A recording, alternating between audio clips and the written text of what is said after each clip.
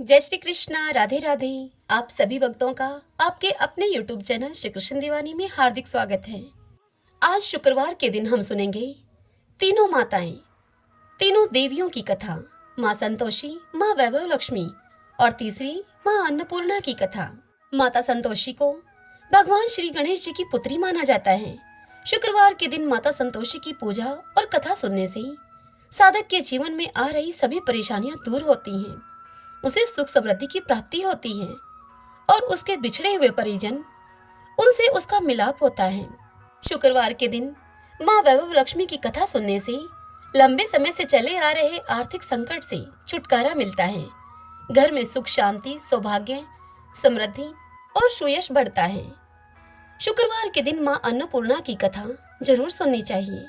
इससे माँ अन्नपूर्णा प्रसन्न होती हैं और सुख समृद्धि का आशीर्वाद देती हैं।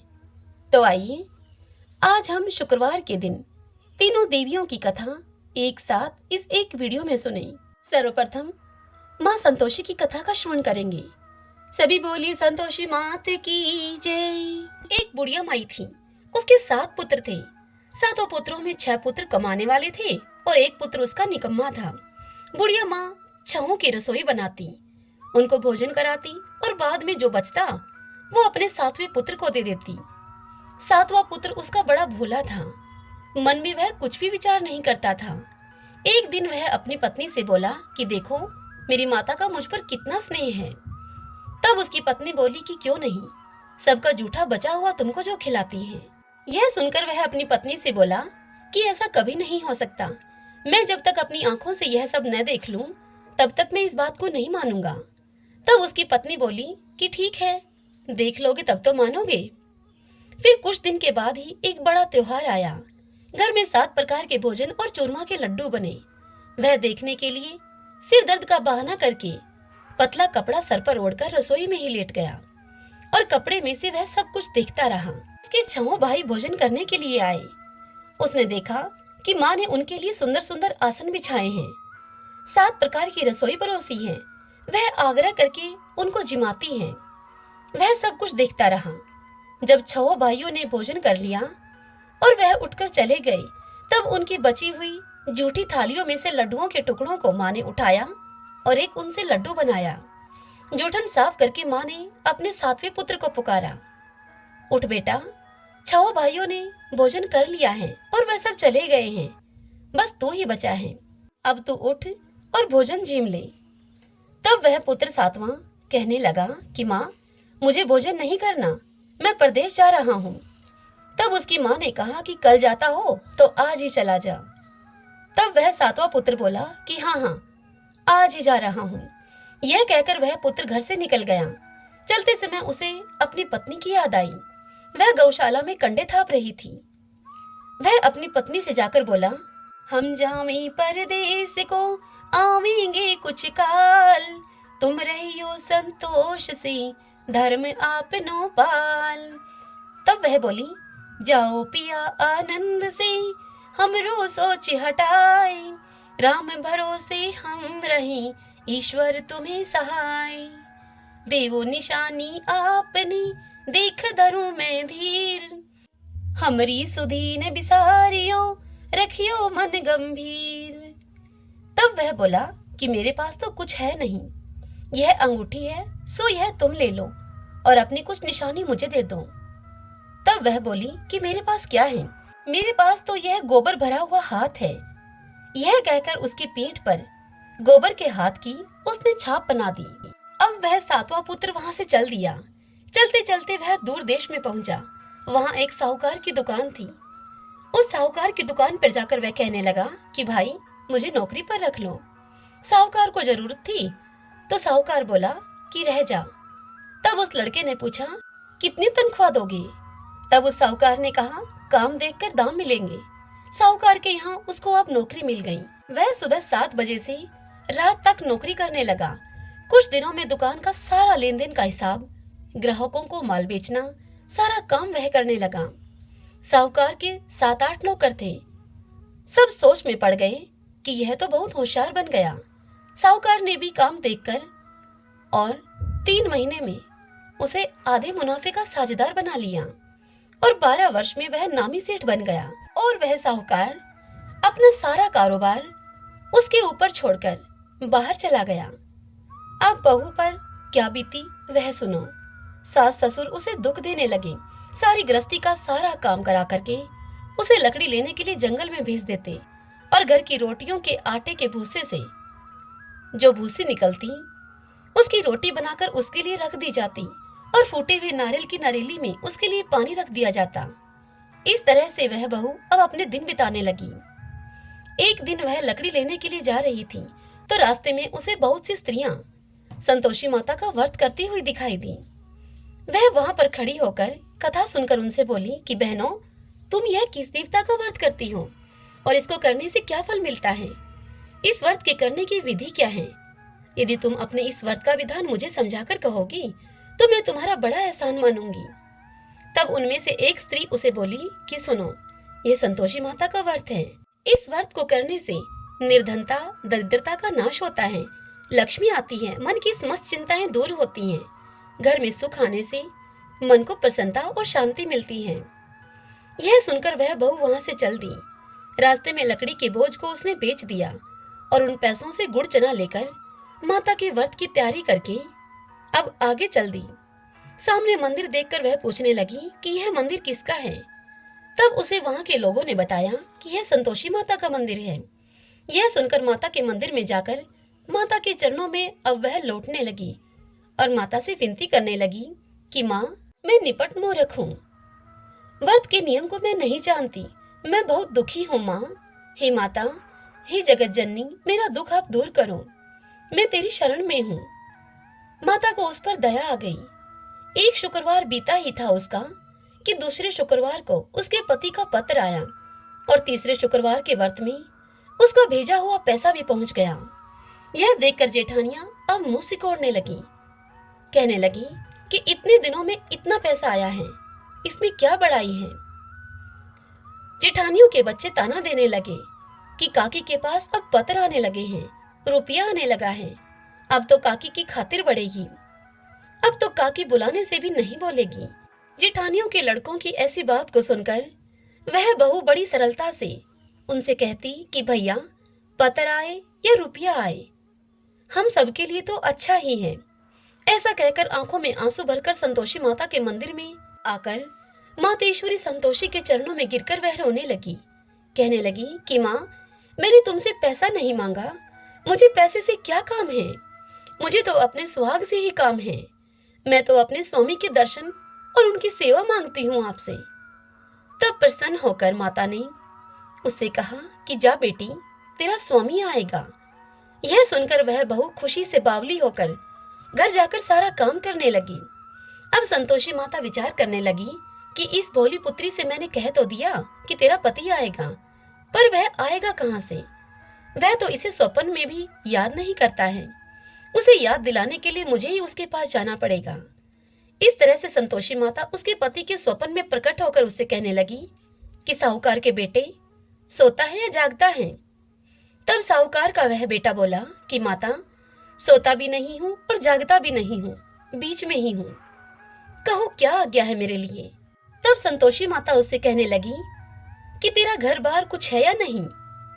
तब वह साहूकार का बेटा बोला कि मेरा सब कुछ है, माँ बाप, भाई बहन, पत्नी, क्या कमी है मेरे पास, सब कुछ है मेरे पास। तब संतोषी माता उससे बोली कि भोले पुत्र, तेरी पत्नी घोर कष्ट उठा रही है, तेरे माँ बाप उसे दुख दे रहे हैं, वह तेरे लिए तरस रही है, तू उसकी सुधि ले ले। तब वह बोला कि माता, यह तो मुझे मालूम है, परंतु जाऊं कैसे? यह परदेश की बात है, लेन देन का कोई हिसाब नहीं, जाने का कोई रास्ता नजर नहीं आता, कैसे चला जाऊं? तब संतोषी माता उसे कहने लगी, तुम मेरी बात मानो, सवेरे नहा धोकर संतोषी माता का नाम लो, घी का दीपक जलाओ, दंडवत करके दुकान पर जाकर बैठना, तब देखते ही देखते तेरा सारा लेन देन सब चुक जाएगा, तेरा सभी माल बिक जाएगा, शाम होते होते धन का तेरे पास ढेर लग जाएगा। तब वह सवेरे बहुत ही जल्दी उठा, नहा धोकर संतोषी माता को दंडवत प्रणाम करके घी का दीपक जलाकर दुकान पर जाकर बैठा। थोड़ी ही देर में क्या देखता है कि देने वाले रुपया लाए, लेने वाले हिसाब लेने लगे। कोठे में भी भरे सामानों के खरीदार नगद दाम में सौदा करने लगे। शाम तक धन का ढेर लग गया। माता का यह चमत्कार देखकर वह खुश होकर मन में माता का नाम लेकर घर ले जाने के लिए गहना और कपड़ा खरीदने लगा और वहां के काम से निमटकर वह तुरंत अपने गांव के लिए रवाना हुआ। उधर बहू बेचारी जंगल से लकड़ी लेने के लिए जाती है। लौटते वक्त माता जी के मंदिर में वह विश्राम करती है। वह संतोषी माता का मंदिर तो उसके रोज रुकने का स्थान ही ठहरा। दूर से धूल उड़ती हुई देखकर वह माता संतोषी से पूछती है कि हे माता, यह धूल कैसी उड़ रही है। तब माँ संतोषी उसे कहती है कि पुत्री, तेरा पति आ रहा है। अब तू ऐसा कर, लकड़ियों के 3 बोझ बना ले। एक नदी के किनारे पर रख दे, दूसरा मेरे मंदिर में रख दे और तीसरा अपने सिर पर रख ले। तेरे पति को लकड़ी का गट्ठा देखकर मोह पैदा होगा। वह यहाँ मंदिर में रुकेगा।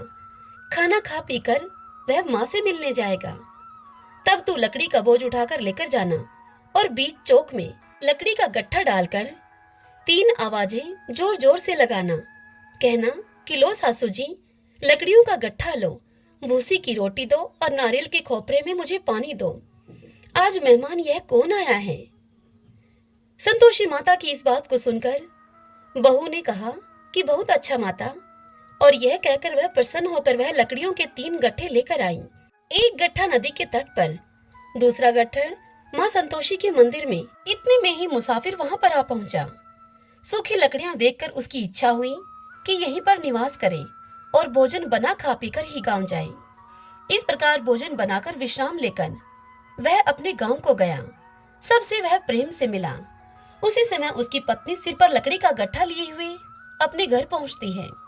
लकड़ी का भारी बोझ आंगन में गिराकर वह जोर जोर से 3 आवाज लगाती है। लो सासू जी, लकड़ी का गट्ठा लो, भूसी की रोटी दो, नारियल के खोपरे में पानी दो। आज मेहमान यह कौन आया है।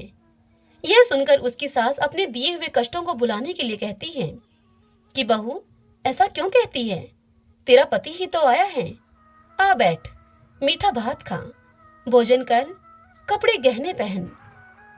इतने में उसकी आवाज सुनकर उसका पति बाहर आता है और अंगूठी देखकर वह व्याकुल होकर अपनी माँ से पूछता है कि माँ, यह कौन है।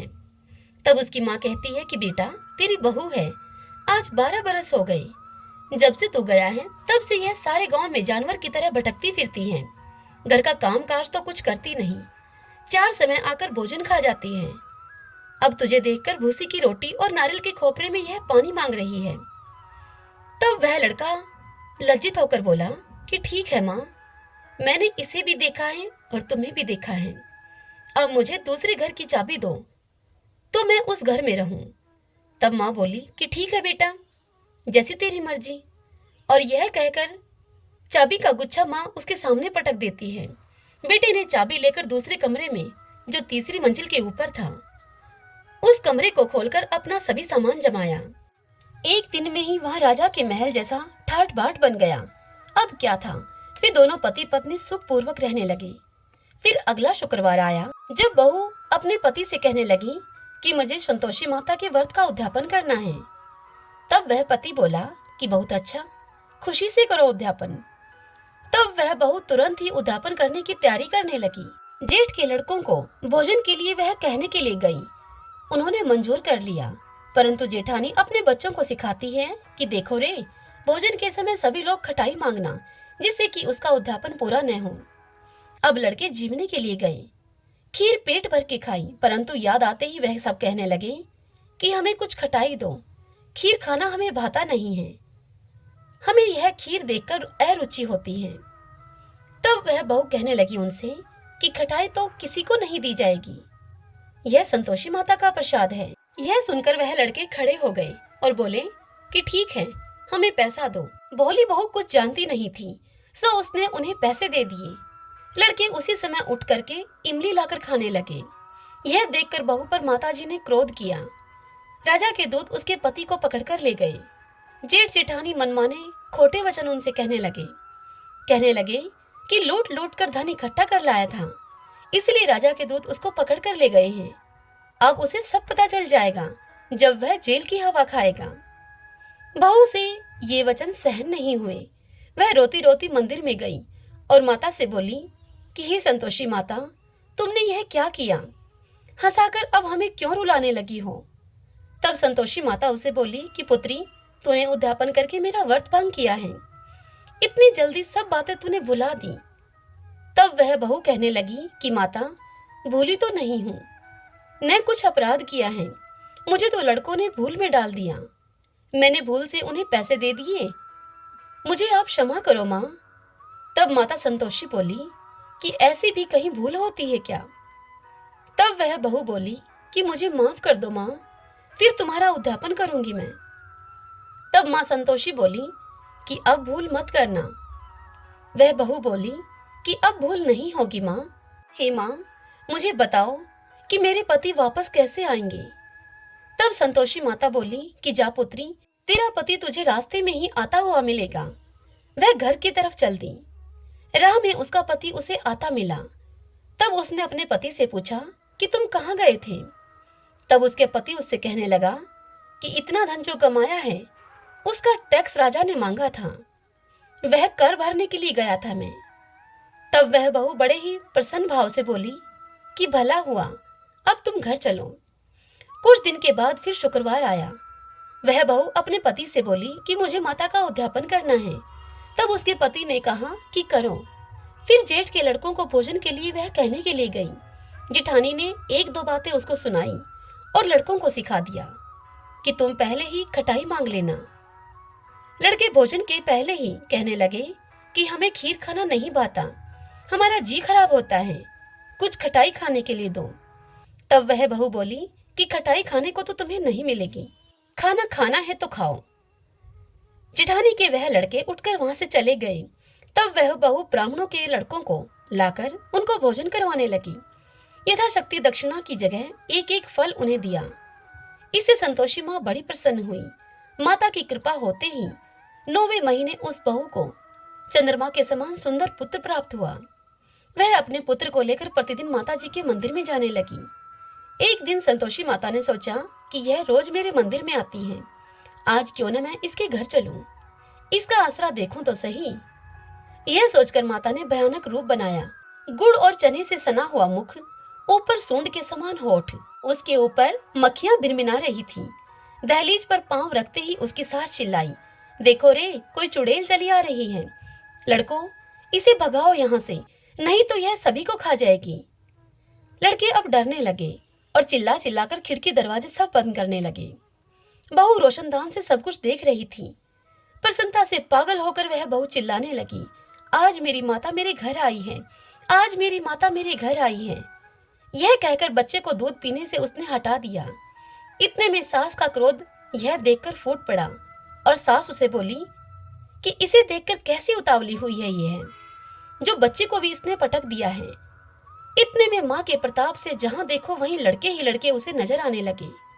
बहू बोली कि माँ जी, जिनका मैं व्रत करती हूँ यह वही संतोषी माता हैं। इतनी कहकर झट से सारे घर के किवाड़ खोल दिए बहू ने। सबने माता के चरण पकड़ लिए और सभी विनती करने लगे, हे माता, हम मूर्ख हैं, हम पापी हैं, हम अज्ञानी हैं, तुम्हारे व्रत की विधि हम नहीं जानते, तुम्हारा व्रत भंग करके हमने बड़ा अपराध किया है। हे माता, आप हमारे अपराध को क्षमा करो। इस प्रकार माता उन पर प्रसन्न हुई। जिस प्रकार संतोषी माँ उस बहू पर प्रसन्न हुई, वैसे ही इस कथा को जो भी सुने, कहे, हुंकारा भरे, उन सब पर प्रसन्न होना। सभी बोली संतोषी माता की जय। वैभव लक्ष्मी माता की कथा। वैभव लक्ष्मी माता की जय। बहुत समय पहले एक शहर में बहुत से लोग रहते थे। कुछ लोग इस शहर में रोजगार पाने की आशा में आए, वहीं पर बस गए। रोजगार मिलने के बाद वे अपना व अपने बच्चों का पालन करते थे और भगवान में भी ध्यान लगाते थे। लेकिन मनुष्यों की इच्छाएं कभी समाप्त नहीं होती। एक के बाद एक इच्छा के बाद तृष्णा बढ़ती ही जाती है। अपनी इच्छाओं की पूर्ति के लिए वह गलत तरीके से धन कमाने की भी सोचता है और इसी कारण से वह ईश्वर को भी भूल जाता है। मनुष्य अपनी आवश्यकताओं के अधीन होना शुरू हो जाता है। इस शहर में अर्चना और उसका पति रमेश रहते थे। अर्चना धार्मिक प्रवृत्ति की थी और उनके पास जो भी था उसी में वह खुश रहा करती थी। उसका पति एक फैक्ट्री में नौकरी करता था और जो भी वह कमाता उसी में दोनों का गुजारा अच्छी तरह से हो जाता था। लेकिन बुरा वक्त आते हुए देर नहीं लगती। रमेश की दोस्ती बुरे लोगों से हो गई और वह गलत रास्ते पर चलने लगा। रमेश को शराब, जुआ, रेस आदि का शौक लग गया। वह पहले से जमा की हुई धनराशि को अब खत्म करने लगा। अर्चना घर के काम में ही लगी रहती थी, पति की खूब सेवा करती थी और पूजा पाठ में लगी रहती थी। अब रमेश शराब पीकर अर्चना को मारता पीटता भी था। घर में खाने के लाले पड़ गए। रमेश अर्चना को गालियां भी देता था। अर्चना को अपने पति के व्यवहार से बड़ा दुख होता था, लेकिन फिर भी उसने भगवान के प्रति अपनी श्रद्धा को नहीं छोड़ा। वह हमेशा ही माँ लक्ष्मी से इस दुख को सहने की शक्ति मांगती थी। अर्चना की इस प्रकार की भक्ति से माँ लक्ष्मी का हृदय पिघल गया और उसी समय अर्चना को अपने कानों में एक आवाज आती हुई महसूस हुई। अर्चना, तुम्हारी आराधना सफल हो गई है। द्वार खोलकर देख कौन आया है। अर्चना ने देखा द्वार खोलकर तो उसके सामने एक तेजस्वी ब्राह्मण खड़ा था। वह ब्राह्मण अर्चना से बोले कि बेटी, जय माँ लक्ष्मी बोलो। माँ ने तुम्हारी प्रार्थना सुन ली है और कुछ खाने की सामग्री, आटा, दाल और घी आपके घर पहुंचाने के आदेश हुए हैं। अर्चना ने पूरी शक्ति से कहा, जय माँ लक्ष्मी। तब वह ब्राह्मण कहने लगे कि बेटी, मैं माँ लक्ष्मी जी के मंदिर का पुजारी हूँ। अगर तुम अपने घर की सुख शांति चाहती हो और गृहस्थी चलाने के लिए धन धान्य और लक्ष्मी जी की कृपा चाहती हो तो माँ वैभव लक्ष्मी का तुम व्रत करो। इस व्रत को करने से तुम्हारी सभी मन की अभिलाषाएं पूर्ण होंगी। अर्चना ने पुजारी जी से निवेदन करते हुए कहा कि पुजारी जी, मैं इस व्रत को करने की विधि नहीं जानती। आप मुझे इस व्रत को करने की विधि समझा दीजिए। मैं माता लक्ष्मी की पूजा तो पहले से ही कर रही हूँ, किंतु व्रत की विधि मैं आज तक भी नहीं जानती। तब पुजारी जी ने व्रत को करने की उसे विधि बताई और वह पुजारी कहने लगे कि बेटी, माँ वैभव लक्ष्मी के जितने व्रत का संकल्प लिया हो उतने व्रत को करने के बाद उद्यापन कर देना चाहिए। उद्यापन के लिए आखिरी शुक्रवार को प्रातः काल से उसी प्रकार पूजा करके सायंकाल को उद्यापन करना चाहिए। इसके लिए 21 या 51 कन्याओं या सौभाग्यवती स्त्रियों को शुद्ध प्रकार से भोजन कराना चाहिए। भोजन में खीर अवश्य होनी चाहिए। इसके बाद 21, 51 या 101 माँ वैभव लक्ष्मी व्रत की पुस्तकें भेंट में देनी चाहिए।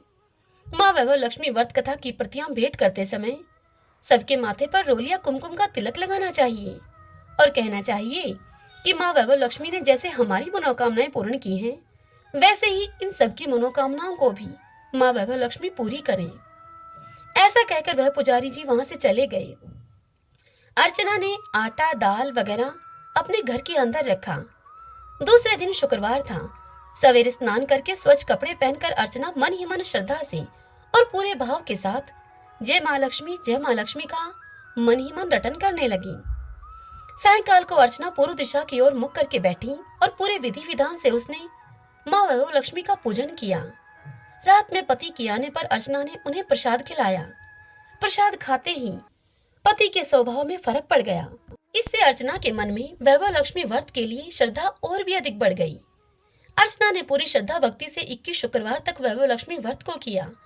21वें शुक्रवार को पुजारी के कहे अनुसार उद्यापन किया।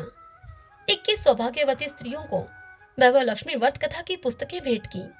फिर माँ के धन्य लक्ष्मी स्वरूप को मन ही मन प्रार्थना करके कहने लगी कि हे धन लक्ष्मी माँ, मैंने आपके 21 वैभव लक्ष्मी व्रत करने का जो संकल्प लिया था वह मैंने आज पूर्ण किया है। हे माँ, हमारा सबका कल्याण करो। जिसे संतान न हो उसे आप संतान देना। सौभाग्यवती स्त्री का सौभाग्य अखंड रखना। कुंवारी लड़कियों को मनभावन पति देना। जो भी आपका यह चमत्कारी वैभव लक्ष्मी व्रत करें उनकी सब विपत्तियां दूर करना। सब पर अपनी कृपा दृष्टि रखना। हे माँ, हमारा प्रणाम स्वीकार करो। इस तरह अर्चना ने श्रद्धा पूर्वक माँ वैभव लक्ष्मी व्रत को किया और उसे उस व्रत का फल भी मिला। अर्चना का पति सही रास्ते पर आ गया और पहले की ही तरह अपना कार्य करने लगा। माँ वैभव लक्ष्मी व्रत के प्रभाव से उसका व्यवसाय अब अच्छा चल निकला। घर में पहले जैसी सुख शांति आ गई। वैभव लक्ष्मी व्रत का ऐसा प्रभाव देखकर दूसरी स्त्रियां भी माँ वैभव लक्ष्मी व्रत को करने लगी। हे माँ वैभव लक्ष्मी, जैसे आप अर्चना पर प्रसन्न हुई उसी तरह से आपकी इस कथा को, इस व्रत को जो भी करे, कहे, सुने, सुनाए, उन सब पर आप अपनी कृपा करना। उन सब पर आप प्रसन्न होना, सभी को सुख शांति सौभाग्य देना। सभी बोलिए वैभव लक्ष्मी माता की जय। काशी के निवासी धनंजय की पत्नी का नाम था सुलक्षणा। उसे अन्य सब सुख प्राप्त थे, केवल निर्धनता ही उसके दुख का कारण थी। यह दुख उसे हर समय सताता रहता था। एक दिन सुलक्षणा अपने पति से बोली कि स्वामी, आप कुछ उद्यम करो तो कुछ काम बने। इस प्रकार कब तक काम चलेगा हमारा? सुलक्षणा की इस प्रकार की कही हुई यह बात धनंजय के मन में बैठ गई और वह उसी दिन विश्वनाथ शंकर को प्रसन्न करने के लिए पूजा करने के लिए बैठ गया और कहने लगा, हे देवादिदेव, हे विश्वेश्वर, मुझे पूजा पाठ तो कुछ आता नहीं है, केवल तुम्हारे भरोसे ही यहाँ बैठा हूँ। इतनी विनती करके 2-3 दिन तक धनंजय भूखा प्यासा वहीं पर बैठा रहा। यह देखकर भगवान शंकर ने उसके कान में अन्नपूर्णा अन्नपूर्णा अन्नपूर्णा इस प्रकार से 3 बार कहा। धनंजय अपने मन में सोचने लगा कि यह कौन क्या कह गया। अभी धनंजय इसी सोच में पड़ा था कि मंदिर से आते हुए ब्राह्मणों को देखकर वह पूछने लगा उनसे कि पंडित जी, अन्नपूर्णा कौन है? तब ब्राह्मणों ने धनंजय को कहा कि तू अन्न छोड़कर बैठा है, सो तुझे अन्न की ही बात सूझती है। जा तू घर जाकर अन्न ग्रहण कर ले। धनंजय अब अपने घर को गया। स्त्री से जाकर उसने सारी बात कही। तब उसकी पत्नी बोली कि नाथ, आप चिंता मत करो, स्वयं शंकर जी ने यह मंत्र दिया है, वे स्वयं ही इसका खुलासा भी करेंगे। अब आप ऐसा करें, फिर से जाकर भगवान की आराधना करें। धनंजय फिर जैसे का तैसा पूजा में आकर बैठ गया। अब रात्रि में भगवान शंकर जी ने धनंजय को आज्ञा दी कि तू पूर्व दिशा में चला जा। धनंजय अन्नपूर्णा माता का नाम जपता जाता और रास्ते में फल खाता हुआ जाता, झरनों का पानी पीता जाता।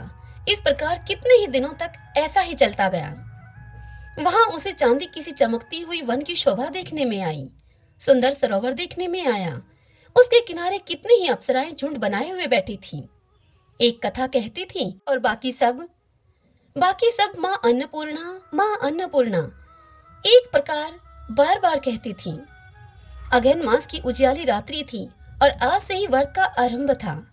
जिस शब्द की खोज करने के लिए धनंजय निकला था, वह उसे वहां सुनने के लिए बार बार मिला। यह सुनकर धनंजय अब उनके पास में गया और जाकर उनसे पूछा कि हे देवियों, यह आप क्या करती हो?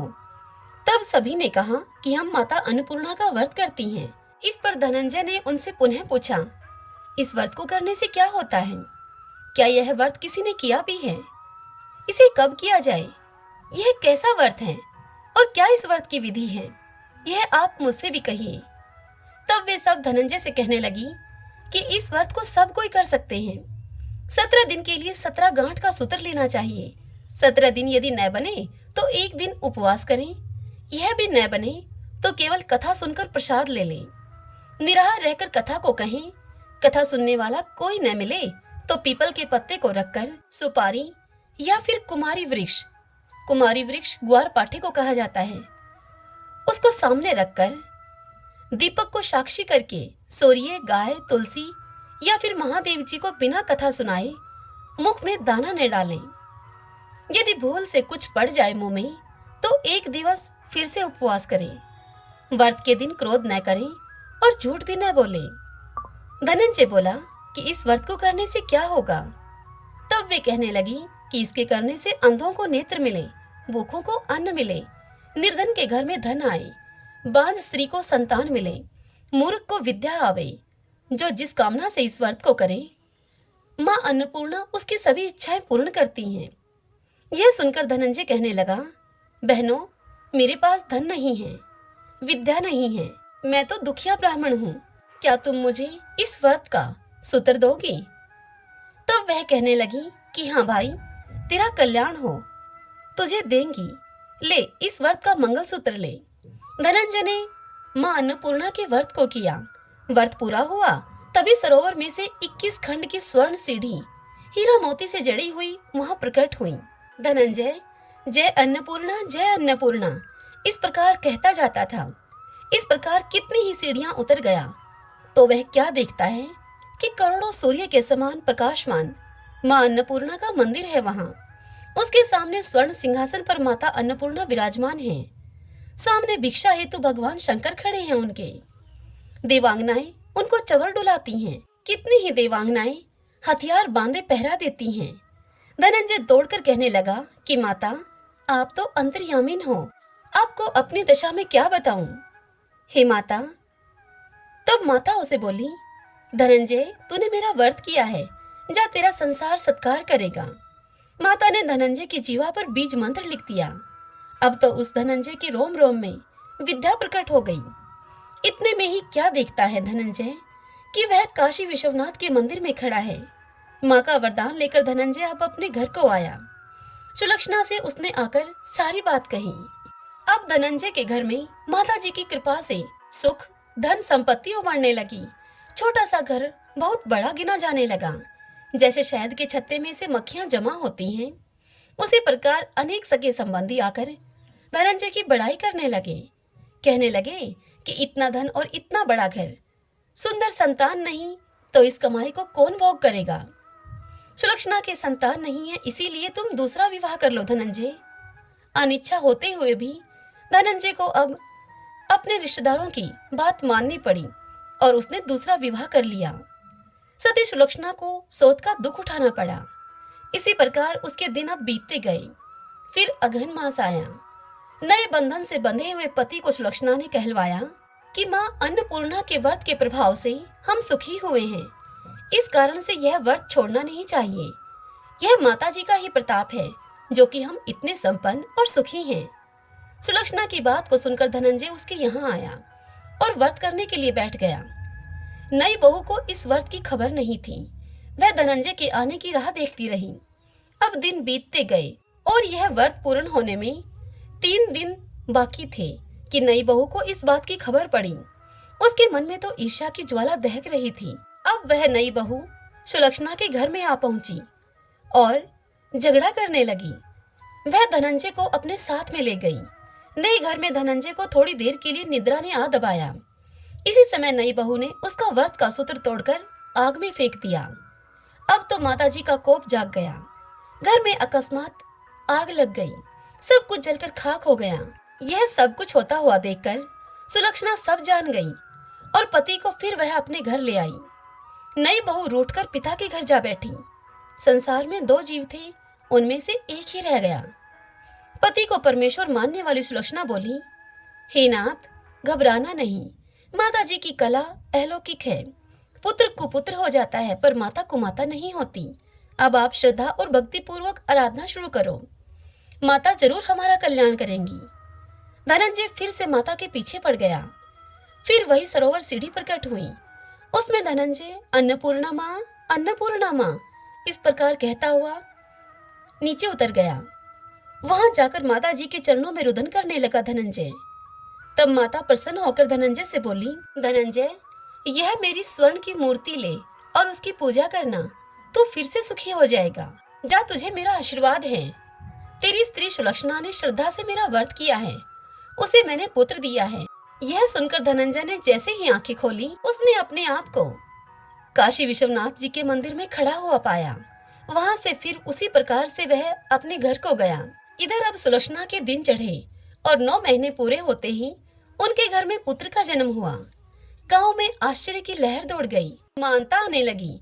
इसी प्रकार गांव के निसंतान सेठ के पुत्र होने से उसने माता अन्नपूर्णा का सुंदर मंदिर बनवा दिया। उसमें माताजी धूमधाम से पधारी, यज्ञ किया और धनंजय को मंदिर के आचार्य का पद दे दिया। जीविका के लिए मंदिर की दक्षिणा और रहने के लिए बड़ा सुंदर घर बनवा दिया। धनंजय स्त्री और पुत्र के सहित वहां पर रहने लगा।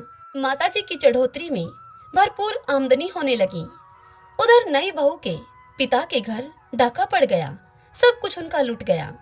अब वे भीख मांगकर पेट भरने लगे। सुलक्षणा ने जब यह सुना तो नई बहू को उसके मायके से पुलवा लिया, उसे अलग झार में रख लिया और उनके अन्न वस्त्र का प्रबंध कर दिया। धनंजय, सुलक्षणा और उसका पुत्र माताजी की कृपा से आनंद करने लगे। माताजी ने जैसे इनके भंडार भरे, इस कथा को कहते सुनते हुंकारा भरते सभी के माँ अन्नपूर्णा भंडार भरे, सभी पर अपनी कृपा करें। जाकी जैसी भावना तांको वैसा सिद्ध, हंसा मोती चुगत है मुर्दा चौखट गिद्ध। सत्य भावना देव में शकल सिद्धि का मूल, बिना भाव भटक्यो फिरई, खेवई समय फिजूल। सभी बोलिए अन्नपूर्णा माता की जय। मुझे आशा है कि आज की यह कथा आपको पसंद आई होगी। यदि ऐसा हो तो इस वीडियो को आप लाइक करें और कमेंट बॉक्स में माता रानी की जय लिखिए। जय श्री कृष्ण, राधे राधे।